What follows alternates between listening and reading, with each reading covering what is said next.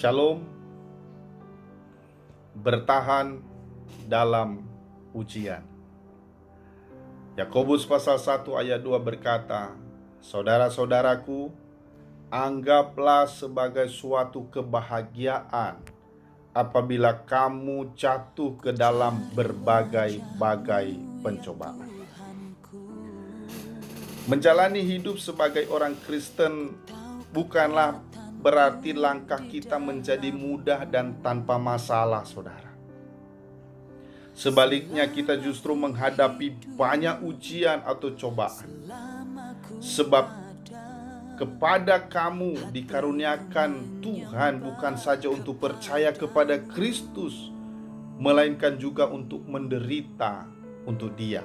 Dalam Filipi pasal 1 ayatnya yang ke-29.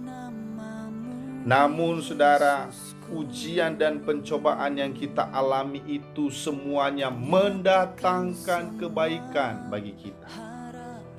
Tuhan ingin melihat sejauh mana kualitas iman anak-anaknya.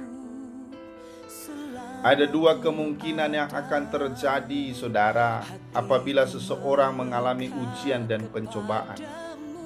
Bisa saja ia kecewa dan meninggalkan Tuhan, atau semakin tekun dan melekat kepadanya sehingga imannya semakin bertumbuh dan menjadi dewasa.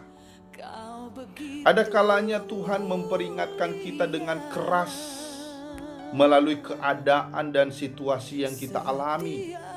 Supaya apa? Supaya kita belajar bergantung penuh kepadanya dan berdiri di atas iman yang teruji, saudara.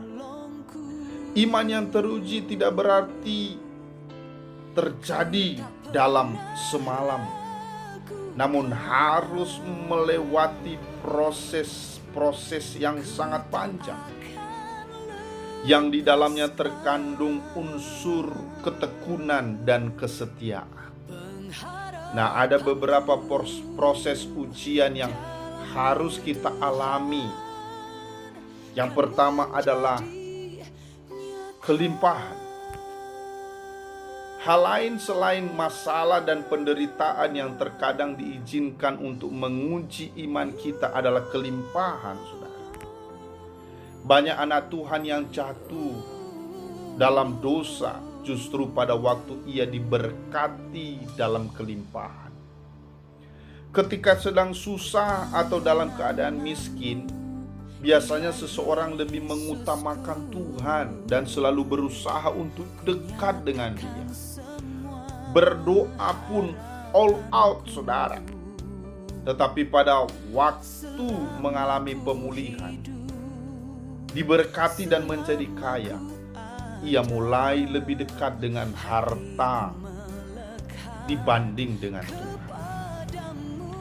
Jadi yang diutamakan dan dicari bukan lagi Tuhan, melainkan dunia dengan segala kesenangan. Yang kedua, peristiwa buruk. Hal ini pernah dialami oleh Ayub. Padahal ia seorang yang saleh dan jujur. Ia takut akan Allah dan menjauhi kejahatan. Itu tertulis dalam Ayub pasal 1 ayat 1. Semua anaknya mati, hartanya ludes, istrinya mengutuki dia, bahkan tubuhnya penuh dengan borok, saudara. Namun Ayub tetap kuat. Karena apa? Karena dia tahu bahwa Tuhan sedang memprosesnya. Karena lulus dalam ujian, hidup Ayub dipulihkan secara luar biasa.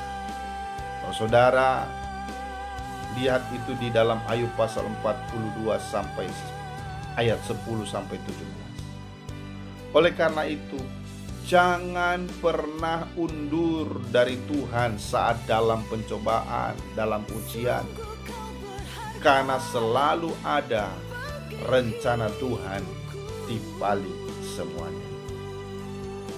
Amin. Tuhan Yesus memberkati.